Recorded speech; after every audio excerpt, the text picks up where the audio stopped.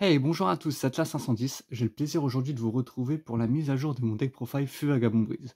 Car en effet, il y a eu des rééditions intéressantes dans les Teenbox 2023, notamment avec une carte magique qui s'appelle l'avènement Feu Vagabond Breeze qui me manquait. Car c'était une carte qui coûtait assez cher avant ces rééditions.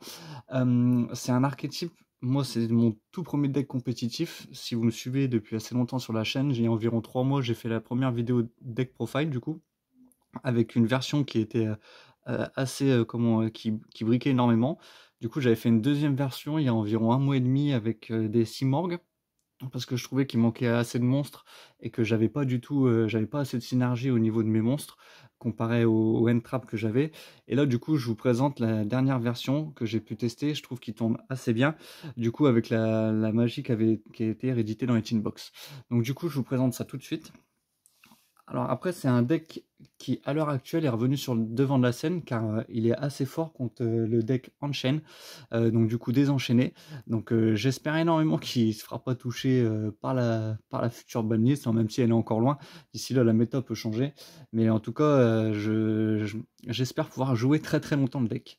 Donc on va commencer par jouer Feu Vagabond Breeze et Robina. Donc c'est une BTL de niveau 1, on la joue en x3. Celle-là, elle est très pratique. Je vais peut-être pas vous relire à chaque fois les effets des cartes parce qu'elles se ressemblent énormément. On sait qu'à chaque fois qu'elles quittent le terrain, elles sont toutes bannies. Qu'une fois qu'on a fait l'effet, on peut refaire une invocation normale. Ça, c'est l'effet commun à tous les feux vagabonds brise. Donc, je vais juste leur dire l'effet le plus utile. Donc, celle-là, elle permet d'aller tuto à un monstre de max niveau 4 BTL depuis le deck. Donc, on la joue en x3. Derrière, on va jouer 3 feux vagabonds brise et Glen. Donc, toujours pareil. BTL de niveau 1. Donc, celle-là, elle permet d'aller tuto des monstres de minimum niveau 7. Je vais jouer un Stri. Donc du coup, cette carte, elle permet de bannir une carte depuis le cimetière, les cimetières, pardon. Derrière, je vais jouer un Feu Vagabond Brise et Tocan. Donc celle-là, une fois qu'elle est, norme, on peut aller recycler une carte bannie. Donc très très pratique. Derrière, on va jouer deux Feu Vagabond Brise M-Pen, donc celle-là elle permet d'aller tuto les magies et pièges. Si elle a été invoquée normalement par sacrifice ce tour-ci, tous les monstres en position d'attaque de l'adversaire n'ont plus d'effet. Non plus d'effet. Et lors de la damage step, je peux défausser une carte pour diviser l'attaque et la défense de l'adversaire par deux. Très très fort. Donc là en gros, c'est l'engine Feu Vagabond Brise qui comporte 1, 2, 3, 4, 5, 6, 7, 8, 9, 10. Donc en gros 10 cartes de monstres qui font tourner le deck Feu Vagabond Brise. Derrière on a les monstres à sacrifice. Donc derrière je vais jouer un Apex. En petite rareté, je sais plus quelle rareté c'était, mais je le trouve vraiment vraiment magnifique. Donc Apex Aviaire de la Vallée de la Brume en x1 pour negate les effets. Derrière je vais jouer un petit Ryza le Méga Monarque qui est très très fort aussi. Voici donc en gros pour les monstres, on va dire à sacrifice dans le deck qui sont BTL. Derrière, je vais jouer deux Feux Vagabond Brise et les Vents Inexplorés. Donc cette carte-là, c'est une magie continue. Je la trouve vraiment trop forte. Dans la tout premier deck profile que j'avais fait, je la jouais que x1. Mais si tu te la fais gérer, c'est assez compliqué de pouvoir la recycler. Donc du coup, je la joue x2. C'est un choix personnel. Elle est vraiment très très forte. Vous pouvez mener des invocations sacrifices qui nécessitent 2 sacrifices en envoyant un monstre que vous contrôlez et une carte contrôlée par votre adversaire. Donc rien que déjà ça permet de gérer les cartes de l'adversaire, c'est très très fort. Durant votre main phase, vous pouvez révéler max 2 monstres BTL dans votre main et les placer au-dessous de votre deck dans l'ordre de votre choix, puis piocher un nombre de cartes égal au nombre de cartes placées. Vous pouvez utiliser cet effet de Feu Vagabond Brise et les vents inexplorés qu'une fois par tour. Donc c'est très très fort. En plus, ça nous permet de débrick. Voilà la nouvelle carte en secrète donc des Tinbox. Donc Feu Vagabond Brise et l'avènement d'aventure. Donc c'est une carte magie. Elle est vraiment... non seulement elle est en secrète, elle rend très très bien, elle est super belle, mais en plus son effet est super fort. Bannissez un monstre BTL depuis votre main ou terrain face recto, ajoutez un monstre Feu Vagabond Brise ou magie de terrain Feu Vagabond Brise depuis votre deck à votre main, puis gagnez 500 les points. Vous ne pouvez activer qu'un Feu Vagabond Brise et l'avènement d'aventure par tour. Donc celle-là, au time, elle est vraiment très très forte, elle est excellente. En plus, elle permet d'aller chercher un monstre BTD ou la magie de terrain. Donc franchement, c'est trop fort. Donc voici la magie de terrain, justement, Feu Vagabond Brise est la carte magnifique. Donc durant votre main phase, vous pouvez révéler un monstre Feu Vagabond Brise de niveau 1 dans votre main et bannir une carte Feu Vagabond Brise de nom différent depuis votre deck. Puis immédiatement après la résolution de cet effet, invoquez normalement le monstre révélé. Si votre adversaire invoque normalement un monstre immédiatement après la résolution de cet effet, vous pouvez invoquer normalement un monstre Feu Vagabond Brise. Vous ne pouvez utiliser chaque effet de Feu Vagabond Brise et la carte magnifique qu'une fois par tour. Donc celle-là, elle est vraiment très très forte. Elle nous permet même de faire une seconde invocation normale si notre adversaire invoque un monstre. C'est vraiment très très fort. Derrière, on va jouer la carte piège. Donc, durant la même phase, immédiatement après la résolution de cet effet, invoquez normalement un monstre BTD de max niveau 4. Si vous contrôlez, si vous invoquez par sacrifice un monstre de minimum niveau 7, donc que cette carte est dans votre cimetière, vous pouvez bannir cette carte, changer tous les monstres contrôlés par votre adversaire en position de défense face verso. Vous ne pouvez utiliser cet effet de Feu Vagabond Brise et la ville rêveuse qu'une fois par tour. Donc celle-là, elle permet de book of Moon tout le terrain.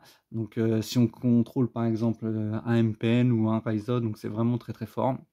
Derrière, je vais jouer un plumeau de Damarpi, carte qu'on peut aller tuto avec la carte piège derrière. Pour plus de consistance et pour avoir de la pioche, je vais jouer 3 pots d'extravagance. Donc cette carte-là, on peut la remplacer par le pot de prospérité, c'est encore mieux. Je sais qu'il va être réédité bientôt, je crois que c'est au mois de novembre. Donc si le prix est abordable, je remplacerai sûrement cette carte-là par le pot de prospérité par le pot d'extravagance, pardon.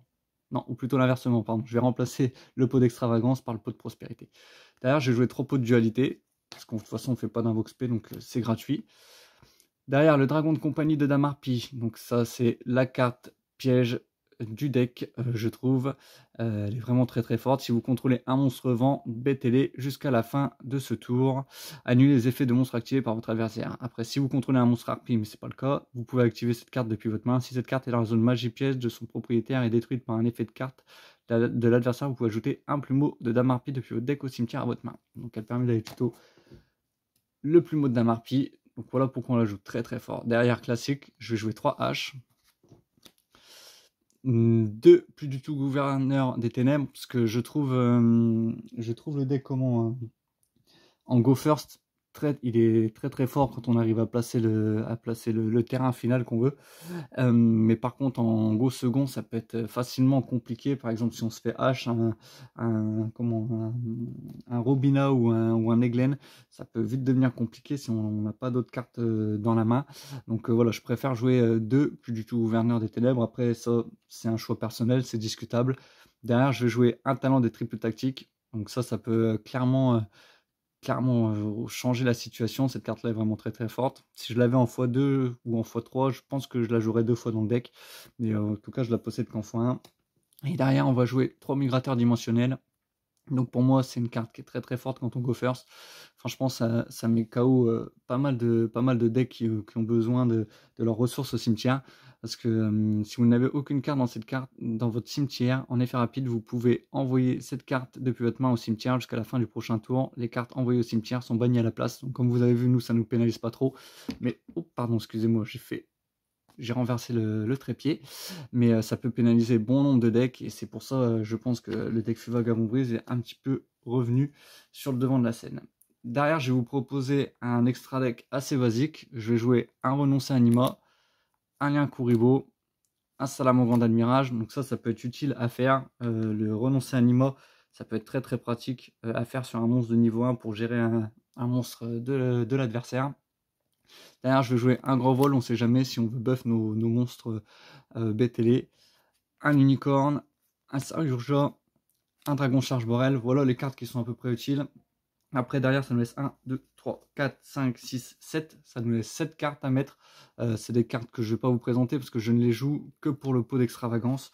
Donc voilà, je me suis, hormis le renoncer, le lien Kuriboh et l'Almirage, c'est les cartes qui me servent le plus dans l'extra deck.